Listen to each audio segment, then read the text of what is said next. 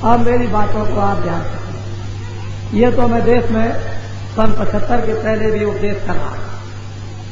मैं वैसे जब भी धार्मिक था, भगवान का रास्ता जब भी बता रहा था आपने, लेकिन सन 75 में जब आपात की स्थिति लगी तो बाबा जी को भी 29 जून सन 75 को मथुरा आश्रम से यह आरोप लगा करके DIR ने उन्होंने बंद किया कि दिल्ली सरकार का सत्ता प्रश्न जा रहा है। मुझे बंद कर दिया सेंट्रल जेल में। 15 दिन में एक मीसा होता है वो लगा दिया और उसके बाद 21 महीने तक जेल में रहा और इतनी छोटी कोठरी में बंद किया कि ऐसे हाथ कर दीजिए तो इधर की दीवार में हाथ और इधर हाथ लग जाएगा। इतनी छोटी कोठरी, वो 6 फुट की ऐसी और 12 फुट की है और उस कोठरी में 20-20, 22-22 घंटे बंद रखा। सोच लीजिए आप, बड़ा परेशान। लेकिन अपनी माला लेकर भगवान के ध्यान में बैठ जाते थे, कुछ पता नहीं था। बड़े ध्यान से सुनिए आप। और उस पर भी बेड़ी डाल दी, उस पर भी हथकड़ी डाल दी। बड़े बड़े परेशान। और उस पर भी आश्रम को ले लिया, जमीन को ले लिया, सामान उठा करके ले गए, इसलिए कि बाबा जी राष्ट्र का तख्ता पलट करें।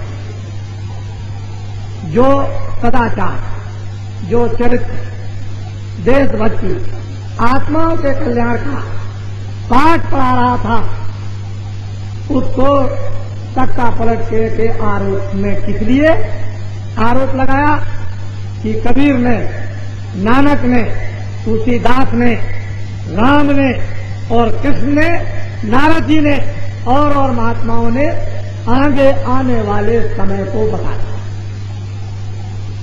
वर्तमान वो सन 75 में जो शासन था उसने सोचा कि ऐसे लोगों को हैरान किया जाए। तो आपको मालूम है कंस ने भी कृष्ण के माता पिता को हैरान किया, जेल में बंद किया। कबीर और तुलसीदास को भी बंद कर दिया। बड़े ध्यान से आज सुनिए, भगवान राम को भी रावण पाताल लोक में लेके चला गया और वहां भी उसने राम को भी जेल में बंद कर दिया था।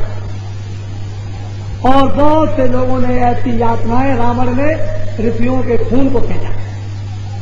परिणाम क्या हुआ तो आपको जानते हैं। जब देश के अंदर लोग इस तरह का निर्भय होकर के दुराचार, अन्याय, पापाचार करेंगे तो उसका परिणाम तो भगवान तो है ही। तो समय समय पर भक्तों के लिए भक्त वत्सल बनकर प्रहलाद को जो फेंका था ऊपर से नीचे पहाड़ से, और नीचे भगवान ने हाथ लगा लिए, उतार करके जमीन में खड़ा किया। मीराबाई को जहर दिया कि अभी स्वाहा हो जाएगी, लेकिन भगवान ने अपने भक्तों के लिए भक्त वत्सल बनकर उसकी जिब्रा पर बैठ करके आप जहर पी लिया, मीरा को नहीं पीने दिया। तो भगवान है। बड़े ध्यान से इस आरोप में पकड़ करके जेल में बंद कर दिया था, इसलिए आपके नगर में आपका दर्शन नहीं हो सका। इतने दिन के बाद चिंता तो सभी को थी, इसमें कोई संदेह नहीं, और नारी सभी तड़पते थे। और जब जरासंध ने कृष्ण भगवान को 14 मर्त ने लड़ाई करके भगा दिया तो भगवान चले गए द्वारका। तो गोपिकाएं सब उनके प्रेम में रोती रह गए। ये भी इतिहास कहता है। कभी कभी और बहुत तरह के इतिहास भी बताते हैं, लेकिन बाबा जी ने ये कहा था कि शराब पियोगे, मांस खाओगे, दुराचार करोगे, कत्ल करोगे, चोरी करोगे, अन्याय करोगे और अनेक प्रकार के जुल्म और रिश्वत लोगे तो पापों से घड़ा भर जाएगा। और जब घड़ा भरेगा तो पूछेगा जरूर। तो सन 75 के पहले आपकी दीवारों पर, अखबारों पर, पर्चों पर, पेड़ों पर ये लिखा हुआ था कि 76 के समाप्त होने के पहले देश में पाप का घड़ा भर जाएगा और 76 से पहले ही ये दिल्ली का शासन समाप्त हो जाए। ये आपको परिचय दिया, लेकिन आपने विश्वास नहीं किया और ये कहा कि हम विश्वास नहीं करते हैं। कैसे पलट जाएगा, कैसे बदल जाएगा? आसमान से हमने यही कहा, हम कुछ नहीं जाए, जमीन नीचे से ऊपर चली जाए, आसमान नीचे आ जाए, सूरज अपना उगना बंद कर दे और पूरब से पश्चिम में उगने लगे, सितारे जमीन को चूमने लगे, कुछ भी हो, हम ये कुछ नहीं जानते। 76 में दिल्ली का शासन समाप्त हो जाए। बच्चा जब हो जाए तब बाबा जी की बात को मान लें। इससे पहले हिंदुस्तान के बड़े बड़े बुद्धिजीवी जो अपने को बहुत बड़ा समझते हैं, उन्होंने मानने से इनकार कर दिया और ये जो देहात के जो बैठे हुए नर नारी, बच्चे बच्चियां, उन्होंने मानने को स्वीकार किया कि जो कुछ भी आप कहते हैं सत्य, और उन्होंने कहा कि जो कुछ भी आप कहते हैं असत्य। लेकिन अब तो आपको भगवान की लीला, यही कहता था कि भगवान की लीला हाँ एक चक्कर जरा सा घूम जाएगा तो भक्त से हो जाएगा। अभी आपने क्या देखा, भगवान का चमत्कार, और चमत्कार को बड़े बड़े नमस्कार होते हैं। भगवान की लीला बड़ी अद्भुत है और भगवान के लाखों भुजाएं, करोड़ों भुजाएं, अनंत भुजाएं, न मालूम एक मिनट और एक सेकंड में क्या करते आपको तो कुछ नहीं। लेकिन दिल्ली के अहंकारियों ने जो ये समझते थे हमको कौन बदल सकता है और कौन हटा सकता है, खुदा भी ऊपर से नीचे आ जाए, भगवान भी आ जाए, हिंदुस्तान के साथ महात्मा मिल जाए, लेकिन हमको कौन हटा सकता है? ये दिल्ली के लोगों की गरज थी, हमको कौन हटा सकता है? खुदा भी यहाँ पर आ जाए, ये था ये दुनिया का। और ऐसे हमने जेल के अंदर में चला अखबारों पर हिंदुस्तान के महात्माओं की भविष्यवाणियों को खत्म कर दिया। ये हमारे अखबार में निकलती थी। बाबा जी ने अंत में ये कहा कि 31 मार्च पर 77 को समाप्त है और 77 में भगवान की मालूम क्या लीला हुई। इस रास्ते से इस रास्ते से इस रास्ते से उस रास्ते से जो भी कोई उधर से आता हुआ ट्रक पर लादा, पकड़ लिया, रास्ते में ले गए, इधर गए, वहां गिरा दिया और झट से बस काटी छोड़ दिया।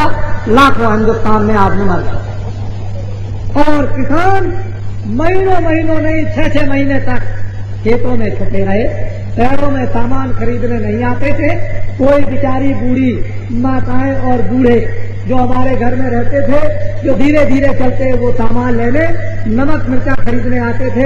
अगर जवान कहीं चला गया तो फौरन पकड़ लिया जाएगा। लेकिन इस पर भी क्या हुआ कि लोगों ने हिम्मत की कि हमने तो पहले नस कटवा ली, ये सर्टिफिकेट। जब शहर के करीब गए तो पकड़ लिए, उन्होंने कहा कहाँ लिए जा रहे हैं कि तुम्हारी नसबंदी होगी। चले गए, देखो ये सर्टिफिकेट है। चले गए, ये कुछ नहीं, अभी आपकी नस अभी काटी जाएगी। अरे भाई सर्टिफिकेट है, चले गए, कुछ नहीं, बस नस काट दिया और 2 दिन के बाद मर। यानी ये ऐसा प्रकोप कैसा आया। तो फिर जब चिल्लाने लगे तो भगवान से प्रार्थना की गई, बच गया। बड़ी भारी मुसीबत से अब की बार अगर दिल्ली का शासन आ जाता और तुम बैठा देते तो तुम्हारी ये टांगे आगे तक काट दी जाती, ये सब। और ऐसा करोड़ों आदमियों को मार दिया जाता और तुम्हारे लिए कोई कचहरी वगैरह नहीं होती। ऐसा वक्त आने वाला तुम्हारे सामने, यानी पापों का घड़ा भर गया था उससे, लेकिन वो तो भगवान से प्रार्थना की गई तो कुछ कृपा हो गई। इसलिए है नर नारियों, हमेशा से लोग सृष्टि में ऋषि मुनि महात्मा फकीरों की बात को मानते आए। तुम्हारा भी धर्म कर्तव्य है, सच है, तो ऋषि मुनि महात्मा फकीरों की बात को मानो। वो मानव के हित के लिए इंसान की भलाई के लिए, आदमी के सुख के लिए, आत्माओं के कल्याण के लिए हमेशा सख्त परिश्रम, मेहनत लोगों के साथ में करते रहे। अब भी करते हैं। तो सीधी सादी बात आपके सामने आई और वो ये है कि अब आपने एक जमाना भगवान की कृपा का बदलते हुए देखा और एक लोगों में धर्म जागृति, धर्म भाव अथवा ईश्वर का थोड़ा बहुत विश्वास आया कि ये काम ईश्वर ने किया है, आदमी के ईमान का नहीं। हम भी वही बात करते हैं कि भगवान ही ने किया, इसमें कोई संदेह वाली बात नहीं, लेकिन उसकी कृपा को समझो तो कम से कम। तो बातें आपके सामने आए। अब मैं कुछ और न कहकर के थोड़ी बात करूंगा। जेल जीवन का अनुभव हमने भी किया और लोगों ने भी किया और बड़ा दुखित अनुभव। लेकिन कुछ बड़े बड़े भक्तों को सूली पर चढ़ा दिया और हंसी खुशी से चले गए। ईसा मसीह को कीड़ियों को ठोक करके और वो सूली पर चढ़ा दिया, किसी को तलवार से गर्दन काट के चढ़ा दिया, किसी को किसी तरह से। तो इस तरह से नाना लोगों को यातनाएं आज के लिए उठानी पड़ी।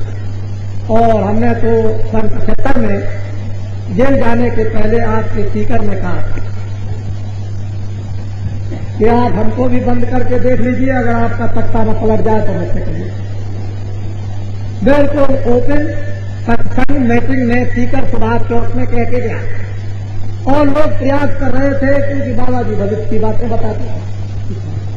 हमारी तरह से और लोगों की तरह से किसी का नाखून उतार लिया, नंगा करके 10-10, 12-12, 25 वर्ष की बच्चियों को मारा गया, बच्चों को मारा गया, आदमियों को उल्टा टांगा गया। इस 21 महीने के अंदर आपात स्थिति में बड़े भारी नादिरशाही यानी जुर्म हुए हैं, मामूली नहीं। उनके घर की गरीबों की संपत्ति को लेकर चले गए, लेकिन आपात स्थिति में कोई नहीं बोला कि ये काम अच्छा नहीं, इसको मत करो। बाबा जी ने फिर भी कहा, बाबा जी के भक्तों ने एक आवाज उठाई, ये ठीक नहीं।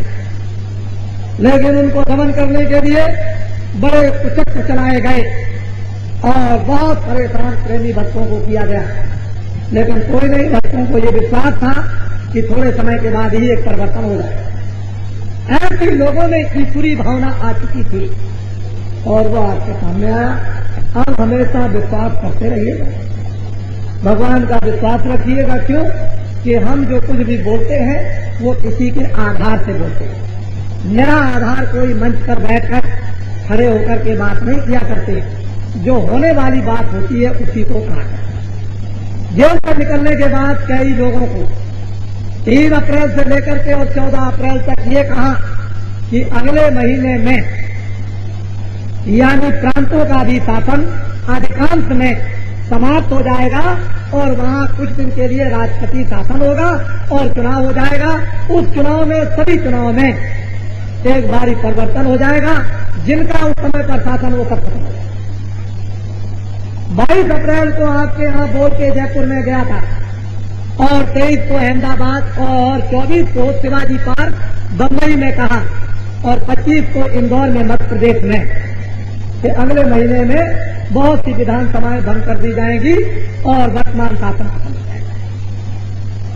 ये बातें लोगों को जब सुनाई, मैंने उनसे यही कहा कि आपने बड़ी चीज तो देख ली दिल्ली की, ये छोटी चीज भी देख लीजिए आप। अभी आपके सामने हुआ जाता और बड़े ध्यान से बाबा जी की बात को सुनिए। तो मेरा आधार कोई बात नहीं होती है, जब कभी भी कुछ बोलेंगे। साथ ही निकलने के बाद 14 अप्रैल को एक घोषणा की कि अयोध्या के उत्तर दिशा में सरयू जी पामन के किनारे एक साकेत महायज्ञ होगा और 15 दिन के इंतजाम, 15 दिन के प्रचार से जो 12 वर्षीय कुंभ लगा करता है प्रयागराज या उज्जैन में या नासिक में या हरिद्वार में, उसको भी उस नर नारियों की भीड़ में समाप्त कर दिया, फेल कर दिया।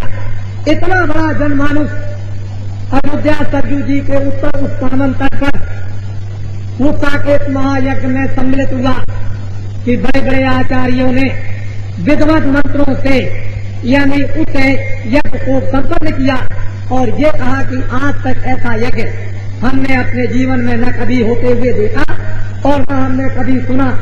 और जब उन्होंने वाल्मीकि रामायण को उठाया तो ये कहा राजा दशरथ ने ये आदेश दिया था लोगों के कि अयोध्या से उत्तर दिशा में 8 मील की दूरी पर यज्ञ करो। और यज्ञ की जब रचना हुई तो यज्ञ सफल नहीं हुआ, वो भंग हो गया यज्ञ। और तब से लेकर लोगों ने बताया कि उत्तर दिशा में अयोध्या के किनारे पर ऐसा यज्ञ आज तक कभी नहीं हुआ जो आपके राजस्थान के तमाम लोग देखकर आए। तो हमने तो वहां पर एक मुहूर्त, बल्कि एक है शिलान्यास, 1-2 ईंट रख करके जैसे की जाती है कि ईंट रख दी, ऐसे ही एक ईंट की शिलान्यास साकेत महायज्ञ की थी, एक। और अब की बार इसी सन में, सन 77 में एक दूसरा सतयुग आगमन, साकेत महायज्ञ साबरमती नदी के मध्य स्थल में, यानी अहमदाबाद के बीच शहर भाग में और उस नदी की रेती के बीच में 1 किलोमीटर चौड़ा और 5 किलोमीटर लंबा में हो। 25/12/77 से प्रारंभ और 5/1/78 तक होगा। और अयोध्या में 1 पैसा और अहमदाबाद में 51 पैसा। अब आपको अपनी बुद्धि को लगाना पड़ेगा रात कि अयोध्या में जो साकेत महायज्ञ विधिवत है, कुशल पूर्वक पूर्ण रूप से सफल हुआ, उसमें इतिहास नहीं बल्कि अयोध्या के लोग ये कहते हैं कि जब हमारी कुंवारी बच्चियां उन घरों को जो 165 घरे थे उनको विसर्जन करने के लिए सामन सरजू नदी में जब गई तो किनारे पर 30-30 फुट की बल्ली भी नहीं लग पाती थी बांसों की। और जब घड़ा लेकर के गई तो सरजू महारानी ने ऐसा करिश्मा दिखाया कि वो एकदम पानी घटता हुआ चला गया और देवियां छोटी छोटी इस पार से उस पार।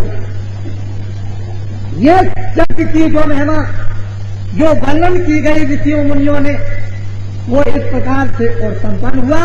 और 1 पैसा अयोध्या में और 51 पैसे अहमदाबाद होने जा रहा है।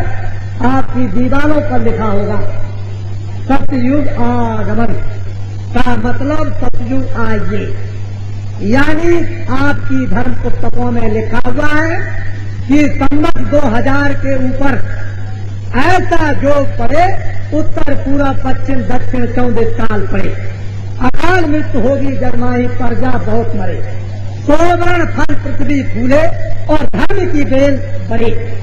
अभी आपने महात्माओं की पुस्तकों को समझा नहीं, तो ये सतयुग जो आगमन का जो साकेत महायज्ञ 51 पैसा होगा और उसकी वो बुनियाद जो जमीन में मकान बनाने की लगाई जाती है वो बुनियाद लगाई जाएगी। और ये आवाहन होगा कि आइए सतयुग, हम तुम्हारा भरपूर हार्दिक स्वागत करेंगे।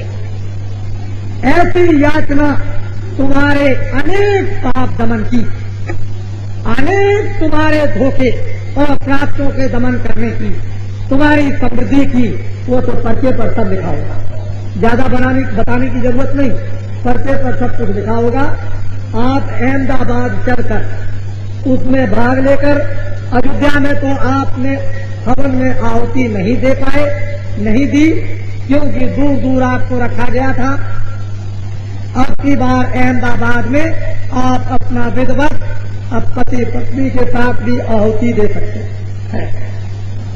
वहां देखने से पता चलेगा कि 51 पैसे कहते किसको हैं। इसलिए याद रखिए 25/12/77 से और 5/1/78 तक सतयुग आगमन साकेत महायज्ञ विद्वानों के वेद मंत्रों और धर्म पुस्तकों के उन मंत्रों द्वारा और हिंदुस्तान के जितने भी गुप्त देवता जहां कहीं पहाड़ कंदरा दरिया के किनारे मंदिर और मठों में कहीं भी विराजमान बैठे होंगे, ये सब के सब भाग करके साबरमती मध्यस्थल सतयुग आगमन साकेत महायज्ञ में पहुंच जाएंगे। ऐसा वेद मंत्रों के साथ आह्वान किया जाएगा कि कोई भी देव देवता रुक नहीं सकता। इसको ध्यान में रखिए। बड़ा भारी परिवर्तन अभी आपने क्या देखा? अभी तो परिवर्तन की एक छोटी सी चमक उतने ही में आपने ये देख लिया ये क्या हो गया, ये क्या हो गया। सब कहने लगे ये हो क्या गया, ये क्या। अभी आपने क्या देखा, अभी तो बड़े बड़े उसके चमत्कार होंगे और चमत्कार को तब नमस्कार होगा। अब मैं आपको बाहर की कुछ बातें सुनाता हूं। हम जब अयोध्या से आ रहे थे साकेत महायज्ञ से, तो लोगों ने कहा कि अब वो जनता की हवा नहीं रही। तो भाई कौन सी हवा हो गई जनता की। कह लगे जनता की बनाई हुई जनता पार्टी ने तो जनता को चूस लिया। मैंने कहा भाई एक महीने में जनता को चूस लिया, जनता को लूट लिया, जनता को मार डाला। जब तो कहते थे अखबारों में, जब जेल में था कि हिंदुस्तान में कोई पैदा नहीं हुआ जो राज चलाए, तब तो ये कहते थे कि ये मुट्ठी भर लोग हैं, हिंदू मुसलमान हर जनों को काट डालेंगे। ये प्रचार हम जब वो अखबारों में जब देखते थे कि मुट्ठी भर आदमी, जनता तो सारी मेरे साथ है, ये मुट्ठी भर आदमी क्या कर सकते हैं, इनको ऐसे पेश किया जाए, ये अखबारों में आता है। लोग बड़े बड़े भाषण देते थे और 9 मील के अंदर लोगों के 144 केस बने, कितनों को लोगों ने चूसा ये तो आप जानते हैं। क्या हुआ, आजादी खत्म हो गई, बोलना खत्म हो गया, देखना खत्म हो गया, न्याय कराना खत्म हो गया, अर्जी देना खत्म हो गया, सबको खत्म कर दिया। लेकिन परमात्मा की इच्छा थी, जनता में एक प्रेरणा दी, भगवान ने एक अंदर में एक ऐसा चमत्कार किया और उसके बाद जनता की बनाई हुई जनता पार्टी के प्रतिनिधि दिल्ली में आए और फौरन आते ही सारी जनता को आजादी वापस दे दी। कितना बड़ा काम किया कि आजादी वापस दे दी। बोलिए, चालिए, बैठिए, उठिए, कचहरी जाइए, अपनी बात सब कुछ कहिए, कहलाइए और दूसरों को सुनिए, सुनाइए। इस एहसान को कोई भूल नहीं सकता। अगर भूतपूर्व शासन करने वाले रह जाते तो अभी इमरजेंसी कड़ी लगती और कितने लोग गोली से मार दिए जाते और सारे सेठ साहूकारों की यानी सार संपत्ति को छीन लिया जाता। मंदिरों में हरिद्वार, काशी, मथुरा गया, आप वहां जाकर के पूछें कि उनकी मूर्तियां, सिंहासन, चिम्मत गला दी, जो बचे उनको तराजुओं पर तोड़ दिया गया।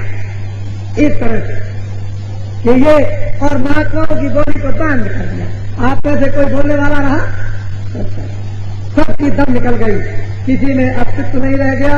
ये तो भगवान की ही लीला थी। इसलिए जनता की बनाई हुई जनता पार्टी के जो प्रतिनिधि जिनको आपने भेजा है, उनसे 1.5 साल तक आप कुछ मत कहिए, जरा भी कुछ मत बोलिए। सोचने दीजिए, समझने दीजिए, देखने दीजिए, प्रबंध करने दीजिए, विचार करने दीजिए, तब सीखने दीजिए। 1.5 साल तक आप कुछ मत बोलिए, चाहे एक छटाक का गेहूं 1 रुपए का बिक जाए। इस समय पर चाहे 11 रुपए या 10 रुपए, 10.5 रुपए का तेल है, 24 रुपए बिक जाए, 1.5 साल के अंदर बिक जाने दीजिए। लेकिन कुछ बोलिएगा नहीं, आप न खुद कुछ करेंगे और न खुद करने देंगे तो कैसे काम होगा। किसी को मौका नहीं देंगे, मौका दीजिए। 1.5 साल तक कुछ मत बोलिए, 1.5 साल के बाद जब कुछ न हो तब कुछ कहिएगा। ऐसे कुछ नहीं, आपको जो कुछ भी उन्होंने आकर के तुरंत दे दिया है, उसके एहसान को जिंदगी भर आपको नहीं भूलना। ये बात ध्यान में आपको रखना।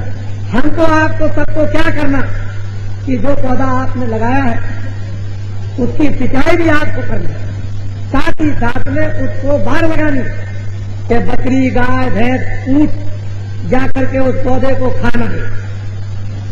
जो जनता के बनाए हुए प्रतिनिधियों को आपने अपनी सेवा के लिए और धर्म के लिए, कर्म के लिए, न्याय के लिए और सुरक्षा रक्षा के लिए आपने भेजा है, तो इस पौधे की बाढ़ लगाकर रक्षा करनी है ताकि ऊंट, बकरी इस पौधे को खा न जाए। बड़े बड़े गलत झूठे प्रोपेगेंडा जो 21 महीने में हुआ करते थे, झूठी झूठ अखबारों में, रेडियो पर एक तरफ से झूठी झूठ निकलता और कुछ नहीं था। ऐसे झूठ से आपको उस पौधे को बचाना, उसकी रक्षा करनी है। उस झूठ को यही दबा दो और 1.5 साल तक आप उनको मौका दो और उनसे ये प्रार्थना की है बाबा जी ने कि गरीबी दूर करने का नाम मत लेना, भूल करके भी आप सिर्फ 2 ही काम कर देना और कुछ, एक तो न्याय और एक रक्षा। अगर हिंदुस्तान में तुम्हारे प्रतिनिधियों ने तुमको न्याय और रक्षा दे दी मैं आपको विश्वास दिलाता हूं गरीब से गरीब झोपड़ी वाले को कि 12 आने हिंदुस्तान की गरीबी दूर हो जाए। ये मैं जानता हूं। और अगर न्याय रक्षा दे दिया तो बाबा जी जो इस मंच पर बैठ करके कहते हैं न कभी झूठ हुआ और न कभी झूठ होगा, लेकिन आपको ये काम करना और उनको ये काम करना। निकाल दो 10-20 पदों से कलेक्टरों, जिलाधीशों को, एसपीओ को, सेक्रेटरियों को निकाल दो, नए बच्चों को सिखा करके ले आओ, एक देश में नवीन परिवर्तन हो जाएगा। आप घबराते क्यों? घबराइए नहीं, आप धीरज से काम कीजिए। जो लोग सोचते हैं कि हम जाकर के परिवर्तन को 30 साल में धर्म आना चाहिए, कर्म आना चाहिए, जन को न्याय और रक्षा मिलना चाहिए था, वो बात तो लाखों को दूर हो गई। और ये क्या हो गया इस समय पर? और फिर चाहते हो अब भगवान का भी कोई चक्र नहीं समझते हो, ईश्वर की कोई लीला नहीं, ईश्वर को उठा करके ताश में रख देते हो और सोचते हो इस आदमी को मार डालेंगे, धर्म का नाम निशान मेट देंगे, रामायण गीता को फाड़ डालेंगे और महात्माओं को खत्म कर देंगे और ईश्वर को तो पृथ्वी पर यानी जिस तरह से कंस ने मार दिया उस अपनी बहन के बच्चों को उसी तरह से उनको मार डालेंगे। ऐसी विचारधारा और योजना बनाते हो, ये काम होने का नहीं। हार मारता ये पता नहीं क्या लीला करे, एक ठोकर लग जाए नाक आंख से, एक ही तार टूट करके खत्म। हम लोगों की तरह से अगर बिजली का ताक लगा दिया जाए, बिजली का ताक अगर इनको लगा दिया जाए, जिनका शासन खत्म हो गया 2, 4, 5, 10 आदमियों को भी, और इन 10, 20, 25 को जेल में डाल दिया जाए तो ये 10 दिन के अंदर में पनाह मांग जाएंगे और जो इनसे कहिए तो ये लिख देंगे, कहेंगे हम अब कभी अपने जीवन में नाम नहीं लेते। जो यातनाएं जेल के अंदर में और बाहर मिली उसका अगर थोड़ा सा भी और जो काम किया अगर वास्तव में उसी कसूर से ही इनको सजा मिल जाए तो ये पनाह मांग जाएंगे। और इनको बिजली का करंट अगर लगा दिया जाए एक दफे तो ये सब कुछ कबूल देंगे, कोई बाकी चीज छोड़ेंगे नहीं, सब बता।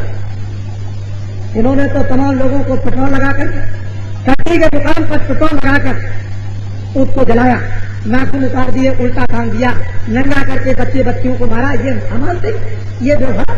और फिर आप उस पाप को बुलाना चाहते हो, उसको सामना चाहते हो, तो क्या अभी इससे भी बड़ी घटना आप बुलाना चाहते हैं अपने सिर के ऊपर में? फिर ऐसी घटना होगी जो कृष्ण ने समझाया था कौरवों और पांडवों को, और नहीं माने तो करके दिखा दिया। समझ लीजिए आप, बड़ी भारी घटना होने वाली है। भगवान से प्रार्थना हो रही है कि प्रभु आपके मनुष्य हैं, आपकी आत्माएं इन पर दया कीजिए, सुधार हो जाएगा और इनमें धर्म आएगा, कर्म आएगा, चरित्र आएंगे, बुराइयों को छोड़ेंगे। आप नहीं मानते हो अगर आपकी मर्जी जो करोगे तो पाओ, बुरे का बुरा और अच्छे का अच्छा, ये तो इतिहास आपका है, और नहीं करके देख लो, उसमें क्या बात है। इसलिए थोड़ी बातें ध्यान में रखिए। अब मेरी मोटी बात यह है कि मैं भगवान का तो रास्ता बताता ही हूं, इसमें तो कोई संदेह नहीं। ईश्वर प्राप्ति का रास्ता लोगों को बताया था और मैं धार्मिक हूं। हाँ, ये सुधार की जो बातें कर रहा हूं उससे मैं कोई राजनीतिक नहीं, लेकिन अब क्योंकि सुधार की बातें करने में आप मुझे राजनीतिक समझ में, तो अब ये आपकी बुद्धि, मैं क्या करूं। एक बात और बताएं आपको, 1975 में 23 जनवरी को कानपुर के फूलबाग के मैदान में जिस तरह से आरएसएस, जनसंघ, इस्लामिया जमातें, अन्य और बहुत सी संस्थाएं, जय गुरुदेव भगवान का नाम को भी उसको संस्था बना करके करोड़ करोड़ रुपया जो है ऐसी संस्थाओं को बदनाम करने के लिए आदमी रख करके प्रचार सारे देश में किया जाता था कि ये सब राष्ट्रद्रोही हैं। बताइए आप, कानपुर के फूलबाग के मैदान में निमंत्रण हुआ मुझको भी कि अपने धर्म संदेश को सुनाइए आकर, हमने उसको स्वीकार कर लिया।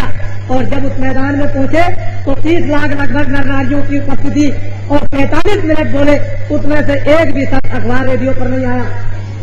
ये सब यानी जो शासन समाप्त हो गया उसने झूठा प्रचार किया था। हमारा नाम तुलसीदास, आश्रम मथुरा में जय गुरुदेव नाम का प्रचार करते हैं और जय गुरुदेव नाम उस परमपिता का, और विष्णु के नाम 1000 और भगवान के नाम अनंतो, उसमें से एक नाम जय गुरुदेव भी मानिए। और आपसे पूछा जाए कि विष्णु के 1000 नाम कौन कौन है तो आप नहीं बता सकते हो, और भगवान के अनंतो नाम कौन कौन है उसको भी बता सकते हो। तो धर्म पुस्तकों को देखिए, उसमें एक नाम जय गुरुदेव भी निकल आएगा। हम कोई विपरीत नहीं है। रामायण गीता भागवत वेद पुराण मंदिर मठ सज्जू जट खान पूजा पाठ जप तीरथ सब योग साधना। आप तो किसी को ऐसा निकट में आओगे तो सब बातें समझ में आएगी, नहीं तो आपकी समझ में नहीं आ सकती। तो ये बदनाम किया जाता था, लेकिन जब से शासन समाप्त हुआ तब तो देखिए पार्टियों की कोई बदनामी आई कि हिंदुओं ने मुसलमानों को मार डाला, मुसलमानों ने हिंदुओं को मार डाला, इन्होंने ये कर दिया, उन्होंने वो कर दिया।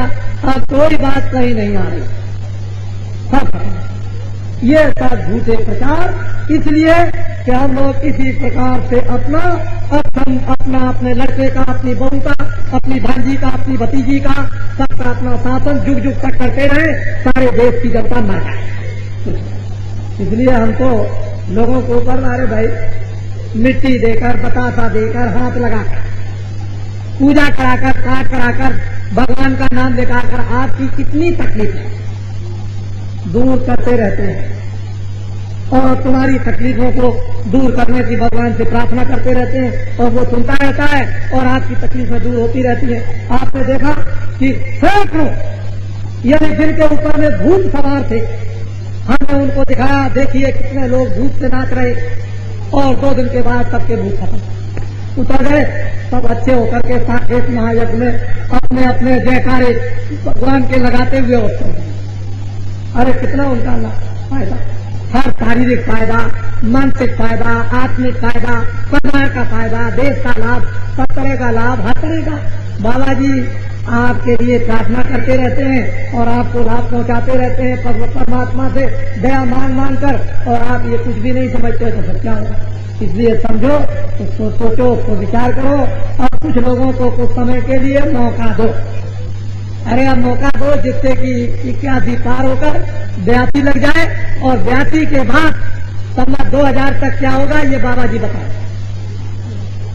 संवत 2000 तक क्या होगा पूरा होने पर, इसलिए सतयुग आगमन, साकेत महायज्ञ, सतयुग आओ हम तुम्हारा स्वागत करते हैं, उसमें धन धाम से संपन्न, उसमें शरीर से निरोगी, और उसमें धर्म परायण, और उसमें आत्म कल्याण, और उसमें देशभक्ति, और उसमें मानव भक्ति, उसमें पति पत्नी का प्रेम, उसमें सुपुत्रों का और सुपुत्री का, इस तरह का क्या होगा ये तो बाबा जी आपको बताएंगे। अरे इसी के लिए तो आप सब कुछ करते हो, बच्चे बच्चियां अच्छी हों, हमारा परिवार घर द्वार सब संपन्न हो जाए, हम शरीर से निरोगी और कपड़ों से हर तरह से संपन्न होकर अपनी आत्मा का कल्याण कर सर्वदा के लिए मुक्त हो जाए। तो सतयुग आगमन साकेत मार्ग वो दीवारों पर आपके आ जाएगा, और अभी आ गया होगा, उसको ध्यान से याद रखिएगा। अभी लगभग 6 महीने हैं उसके लिए आने, दिसंबर में जाकर के होगा, जब साल समाप्त होने लगेगा, दिसंबर में 12वां महीना जब पूरा होगा तो 25 तारीख से प्रारंभ होगा, और जब पहला महीना शुरू होगा तो 5 को संपन्न हो जाएगा। ये अहमदाबाद साबरमती के बीच मध्य भाग में, और आप वहाँ आइए और देखिए, आपने बहुत इधर उधर भ्रमण किया है तो जरा उन देवताओं को जो सब पहुंचेंगे वहाँ, उनके उस आनंद को और प्रसन्नता को भी जरा देख लीजिए, उसका भी कुछ भाग बता लीजिए, बांट लीजिए तो अच्छा होगा। इसलिए अब कुछ समय देख कर सब नर नारी परस्पर मिलजुल कर अच्छे कामों को हम सब बात करें, और अच्छे कामों को देख सकें, देशभक्त करें, देशभक्तों की हम लोग बात करें। आंदोलन हड़ताल करने की कोई जरूरत नहीं है, क्योंकि 21 महीनों में जब डंडा बज रहा था आपात स्थिति का, तब कुछ नहीं, और इतनी जल्दी जरा ठहर जाइए, कुछ समय के बाद में मांग लीजिएगा, जरा इंतजार तो कर लीजिए, ताकि कुछ आपको देने के लिए कुछ सामग्रियां इकट्ठी कर ली जाए। इकट्ठी कुछ नहीं की, चिल्ला पड़े एकदम से कि क्या ये है, तो न तो खुद कुछ पा सके और न ओनों को बांटने दिया, बीच में हल्ला मचा दिया। तो दुख और विपदा को बुलाना है तो ऐसा करो, और दुख विपदा को मिटाना तो ठहर जाओ, सब्र करो, और सब्र संतोष का फल बड़ा मीठा होता है। जरा धीरज कर लोगे बहुत कुछ मिल जाएगा, और धीरज टूट जाएगा तो समझ लो घर बर्बाद, समाज देश बर्बाद हो जाएगा। बाबा जी बर्बादी से परमात्मा की प्राप्ति का सुगम सरल रास्ता, भगवान का भेद, दिव्य नेत्र ज्ञान चक्षु खुलने का, अपने अपने आश्रम में घर के काम सब करो, बच्चों की सेवा करो, कपड़े पहनो, खाना खाओ, और रात को सो 23 घंटे तो ये सब काम करो, और 1 घंटा आत्म कल्याण के लिए चारपाई पर बैठ के, रजाई ओढ़ के, कम्बल ओढ़ के, पैर लटकाकर और जमीन में लेटकर, अगर तुमको समय न मिले तो टट्टी में बैठ भगवान का भजन ध्यान कर लेना, उतने ही में आत्मा की सिद्धि, आत्म जागरण, दिव्य नेत्र, ज्ञान चक्षु, भगवान की वेदवाणी सुनने को मिलेगी। ऐसा सुगम रास्ता तुमको सौभाग्य मनुष्य रूपी मकान में मिला और इसको किसी को छोड़ना भी नहीं चाहिए। ये तो बात है। तो बाबा जी के 1 करोड़ नर नारियों से ऊपर भारत में इस रास्ते पर साधना करने के लिए लग, और 3 वर्षों में 1 करोड़ आदमी और हो जाएंगे। तो 2 करोड़ तो भगवान के ध्यान है, बाबा जी के मार्ग बताने वाले। बाकी अन्य महात्माओं के अलग होंगे और इनके सबके साथ में 5-5 आदमी, 2 करोड़ आदमियों के साथ एक के साथ 5-5 आदमी जुड़ा होगा तो 5 और 2 7 करोड़ आदमी। और अगर और महात्मा मेहनत करने लगे, जितने भी भारतवर्ष में मठ मंदिर आदि के स्थान सब लोग लग जाए धर्म कर्म के प्रचार में, तो वो भी 2, 4, 5, 10, 20 करोड़ आदमियों का जागरण कर सकते हैं। लेकिन जब और आगे समय गुजरेगा, 81 की तरफ जाएगा, तो और 1 करोड़ आदमियों को जगा दिया जाएगा, तो फिर और बढ़ गए आदमी। तो समझ लीजिए कि भगवत आराधना और भगवत विश्वास के नर नारी 10 करोड़ भारत में पैदा हो जाए और 10 करोड़ आदमी अगर भारत में प्रचार करने लगे तो कै आदमी पड़ेंगे 1 आदमी पर? जरा इसको आप सोचिएगा, दिन को मत सोचिएगा, रात को जब लेटिएगा तब सोचिएगा कि 10 करोड़ आदमी अगर प्रचार करने लगे भगवान का तो कै आदमी 1 आदमी पर पड़े, तो आपको सब कुछ मालूम हो जाएगा कि हिंदुस्तान की आबादी क्या। अरे हिंदुस्तान की बात छोड़ दो, हिंदुस्तान में धर्म तो आएगा ही, सदाचार आएगा ही, बल्कि हिंदुस्तान के जो अभी भविष्य में संविधान बनेगा, राष्ट्रभाषा सन 75 के पहले कह चुका हूं कि हिंदी हो जाएगी। संस्कृत को आपको पढ़ना पड़ेगा और राष्ट्रभाषा हिंदी होने के बाद जो भारत का एक नया संविधान बनेगा तो विश्व के लोग भारत के संविधान को स्वीकार कर ले और भारत की तरह से, भारतीयों की तरह से विश्व के लोग भारत के धर्म को भी स्वीकार कर ले। अच्छा बच्चा याद रखना, जब हो जाए तब मान लेना। अरे जब हो जाए तब मान लेना, लेकिन दीवारों पर पर्चों पर याद करके तो रखना। अब तुम्हारी बुद्धि बिल्कुल खत्म हो गई हो तो मैं इसमें क्या कर सकता हूं? इसलिए जल्दी मत करो।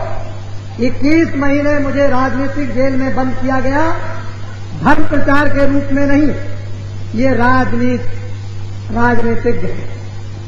इसलिए जनता पार्टी की बनाई हुई जनता पार्टी के प्रतिनिधियों के साथ भगवान की तरफ से और बाबा अपने शरीर और भक्तों के साथ, उन लोगों के साथ फिर भगवान से और प्रार्थना करेंगे कि इन लोगों में भगवान और सद्बुद्धि दो जिससे और एक नई चीज खड़ी हो जाए। क्या करेंगे ये नहीं बताऊंगा, ये बिल्कुल नहीं, फिर बाद में बताऊंगा। जब मेरे बताने का जितना बताया उतना हमने बहुत कुछ बताया और वो सब कुछ होगा, उसमें न होने वाला कुछ नहीं। हमने पर्चों पर, किताबों पर लिखा था कि हिंदुस्तान के सेठ साहूकारों गरीबों अपनी तलाशी को हो जाने दो और सामान को ले जाने दो। भारत के प्रधानमंत्री, उनके लड़के और सहयोगियों की तलाशी होगी। क्या आप अब विश्वास नहीं कर सकते हो कि नहीं होगी? अगर भारत में पुकार हो जाए जनता की तरफ से कि तलाशी हो तो दिल्ली के लोगों को अभी तलाशी देनी होगी। ऐसी बात नहीं हो सकती है कि जनता जनार्दन भगवान की आत्मा की पुकार को भगवान के रूप में अस्वीकार कर दिया जाए, ये कभी नहीं हो सकता। इसलिए उसको याद रखो, बाबा जी ने कोई गलत बात नहीं, न भविष्य में करेंगे, न हमको कोई पद चाहिए। हम तो मतलब यह है कि देशभक्त, समाज सुधारक, आत्म कल्याण, भगवान के उपासक उपासना करते हैं, कराते हैं, भगवान में विश्वास रखते हैं। न हमने कभी शराब पी, न हमने कभी गांजा खाया, न हमने कभी भांग खाई और न कभी हमने मीट खाया, न हमने कभी अंडे खाए, आपके सामने शुद्ध शाकाहारी बैठेंगे। जीवन से ही परिवार वालों ने जब नहीं खाया तो हमको खाने का सवाल ही क्या है, क्योंकि हम तो फिर यह है कि इसी रास्ते में आ गए। ये तो भगवान की कुछ प्रेरणा हो गई, इस रास्ते में लग गया। हम भी यही चाहते थे कि भारत का प्रधानमंत्री शराब पीने वाला और मांस खाने वाला न, ऐसा भारत का निरामित प्रधानमंत्री हो, और वो हो गया मोरारजी भाई देसाई। साथ ही साथ बहुत से निरामित मंत्री आपके यहाँ दिल्ली में हो गए जो शराब भी नहीं पीते और मांस भी नहीं खाते। आगे बहुत से लोगों ने प्रार्थना प्रतिज्ञा कर दी कि नहीं खाएंगे, जो थोड़े बहुत रह गए वो भी छोड़ देंगे। ऐसे लोग अभी थोड़े दिनों में हुए जाते हैं। आप घबराते क्यों हैं? थोड़ी सी तो आप तसल्ली रखते हैं। प्रार्थना बड़ी भारी चीज है, और प्रार्थना भगवान से उनसे बहुत बड़ी चीज है। हम किसी से खड़े होकर के हाथ जोड़ के प्रार्थना करने लगे तो एक दिन नहीं, 2 दिन नहीं, 4 दिन एक बात सुनाया। एक माता बड़ी क्रूर कभी किसी को सुई की नोक दान नहीं देती। लोगों ने कहा कि कितना पैसा सेठ जी के पास और सुई की नोक गरीब को दान नहीं देती। एक महात्मा जी आए, माई तेरा भला हो, तेरा कल्याण हो, माई कुछ दे दे। बस दरवाजे पर निकल के आए, 10 गाली सुना। हट्टा कट्टा बेईमान काम नहीं करता है, हमारे दरवाजे से चला। 10-20 गाली उसको रोज सुनाए। महात्मा जी महीनों उसके दरवाजे पर आए। एक दिन सहयोग क्या हुआ कि वो माता अंदर से ठिकानी कूड़ा फेंकने के लिए दरवाजे पर जा रही थी। उतने ही में महात्मा आ गए, माई तेरा भला हो, भगवान तेरा भला करे और हमको कुछ भिक्षा दे दे। बस गुस्से में आकर के कहा, अच्छा कपड़ा फैला। कपड़ा फैला दिया तो कूड़ा डाल। महात्मा जी बोले कि भगवान तेरा भला हो, तूने आज से देना तो सीखा। अरे देना तो आज से सीखा, कूड़ा ही दिया, लेकिन देना तो आज से सीखा। बस उसी दिन के दूसरे दिन से डाल देना। तो महात्मा बड़े मतलब अखाड़िया होते हैं, बड़े बड़े चोर कठोर और बड़े बड़े क्रूर और बुद्धिहीन लोगों को बदल दिया करते हैं। ये उनका जमाना और इतिहास धर्म पुस्तकों की बताते हैं। कोई बात नहीं, धीरे धीरे सब काम हो जाता है। तो आप से कुछ हमने कुछ ऐसा कह दिया हो कि जो आपको दुख हुआ हो, हमको आप क्षमा कीजिए, क्योंकि गलती तो वही करते हैं। हम भी आदमी है, कभी कोई बात गलत हो जाए क्षमा करते रहिएगा। और भगवान एक मिनट चारपाई से उठ करके कुछ मत करो। जमीन के ऐसे जब उठने लगो, पैर जमीन पर रखो तो पैर से हे पृथ्वी माता सुबह से शाम अच्छी तरह से निकलना, और कुछ मत करो। 1 मिनट भी नहीं लगेंगे, ऐसे कर लेना। 10 दिन के बाद जब तुम ऐसे करोगे तो देखना तुम्हारी बुद्धि में क्या आता है। बैठ करके कहना है तुम आज का दिन कुशलता से। 10 दिन अगर ये भी करके देख लो तो देखो तुम्हारी बुद्धि में क्या आता है। पर थोड़े दिनों के बाद आप भगवान का विश्वास अंतर से करने लगे। जैसे ही अंतर से विश्वास भगवान का हुआ, क्योंकि परमात्मा तो दयालु हर वक्त देखता ही है, कोई ना कोई महात्मा मिल जाएगा, बस वो आपको 7 धन की सच बातें आपके सामने रखेगा। लीजिए लग गए आप और बदलते कैसे। ऐसे ही तो संगमगामी बच्चियां बदला करते हैं। तो भगवान का रास्ता बतलाऊंगा और आप तो समझ करके चले। और जो शासन समाप्त हो गया है, जिन्होंने बड़े बड़े अपराध किए और पापों का घड़ा भर गया, उनसे मेरी निवेदन प्रार्थना है कि एक माला लें और थोड़े देर अपने घर में बैठ करके राम राम राम राम कृष्ण कृष्ण कृष्ण गंगा गंगा गंगा जमुना जमुना जमुना जो भी देवता आप माने, या ये भी कहने लगे कुछ नहीं, अरे मट्टी मट्टी मट्टी मट्टी कुछ भी कहें तो कुछ ना कुछ भगवान का किसी न किसी रूप में ही समझ गए। या यही कहने लगे भगवान तू बहुत खराब है, बहुत खराब है, बहुत खराब है। अगर ऐसा ही करने लगे तो वाल्मीकि की तरह से मरा मरा मरा मरा राम राम। तो कुछ प्रायश्चितों को भी धो डालो जो किए हैं, नहीं तो आगे मरना तो है ही। फिर जमराज की नगरी में जाओगे और जमलोक में वहां जब पिटाई होगी तो कौन बचाएगा? न सोना गया, न चांदी, न मकान गए, न तोप गई, न तब्बूर गई, कुछ नहीं। फिर तो वो पिटाई होती है कि लाखों करोड़ों मील तक आवाज रोने की और कोई भी बचाने वाला नहीं। तो कोई भगवान का स्मरण भी कीजिए। अब जरा सा थोड़ा समझ लीजिए कि हमको परमात्मा ने एक मौका दे दिया है, चलो अब ये करें, लेकिन वही निष्ठा, वही कृष्णा, वही मतलब स्वार्थ लगा हुआ है। तो और मुसीबत कहीं खड़ा मत कर दीजिएगा कि और मुसीबत बुलाना चाहते हैं आप, ऐसा मत करो। भगवान का करो, जो किया है उसको प्राप्त, उसको भगवान से यदि क्षमा याचना मांगो तो परमात्मा को कृपा भी कर देगा। तो क्षमा भी करे, बड़े बड़े पापियों को क्षमा कर दिया, आपको कर सकता है क्षमा। ऐसी बात नहीं, क्योंकि वो तो दया का सागर है, इसमें कोई समझे नहीं। बोलिए जय गुरुदेव। सब लोग बोलो जोर से जय गुरुदेव। ऐसे नहीं, तुमने जो अभी छोटा सा घड़ा भर के रखा है, अभी बड़ा घड़ा तो फूटा और छोटे घड़े भी फूटे, लेकिन कुछ फूट गए, कुछ रह गए, तो अभी सब बिखर गए। ऐसी जोर से भगवान से यानी अपने दुख की आवाज को पहुंचा दो कि वहां तक चली जाए, उसके दरवाजे तक, ताकि मैं तुम्हारी तरफ से प्रार्थना करूं तो वो सज्जुग आगमन, इसके लिए भी तो कुछ प्रार्थना कर लूं। चाहिए हम सब तैयार हैं आपके स्वागत के लिए, सत्कार के लिए। आइए, हमको समृद्धि खुशहाली दीजिए। तो जोर से आवाज जय गुरुदेव भगवान की लगाइए। बोलो जय गुरुदेव। ये बात है। ऐसे ही हमेशा हर युग में महात्माओं ने कहा, क्या कृष्ण ऐसा नहीं कराते थे, वो गोपकाओं से बुलवाते। उस समय पर जब समय को बदला तो ऐसी आवाजें लगती थी, नहीं तो सुई की नोक पांडव को देने के लिए, और वो तैयार नहीं थे। तब जमीन भी मिल गई, राज का कट्टा भी पलट दिया, महाभारत से कितना बड़ा संहार कर दिया, 56 करोड़ यदवंशी साफ कर दिए, कितनी सेना युद्ध मारी गई, सब कुछ कर दिया। और वो उन्होंने ऐसे की आपके सामने। तो भाई भगवान का नाम है ये, उन अनेकों नाम में इसको भी समझ लीजिए। 1000 विष्णु के नाम में एक नाम ये भी जोड़ लीजिए। उसमें क्या, जब किताब देखोगे, मैंने बड़े बड़े पंडितों को कहा, हमने देखिए लिखा क्या है, तो मैंने कहा आप क्यों कहते थे कि ये नहीं है, कहने आप कभी नहीं कहते, तो सर हम क्या झूठ बोलते थे, अगर हम भी तो जय गुरुदेव नाम रखते हैं, हमारा नाम तो तुलसीदास है और जय गुरुदेव नाम भगवान का, इसलिए क्या कोई हमको राम कहने से इतना थोड़ी है। लेकिन समय की बात है, अब हमारा प्यार हो गया तो हम इसी से पुकारने लगे। मोहब्बत तो हम राम नाम का तिरस्कार थोड़ी करते हैं या कृष्ण नाम का तिरस्कार करते हैं। तो समय समय पर समय की बात होती है, इसलिए समय था, इसलिए अब वो सामने आते आए। बोलो जय गुरुदेव।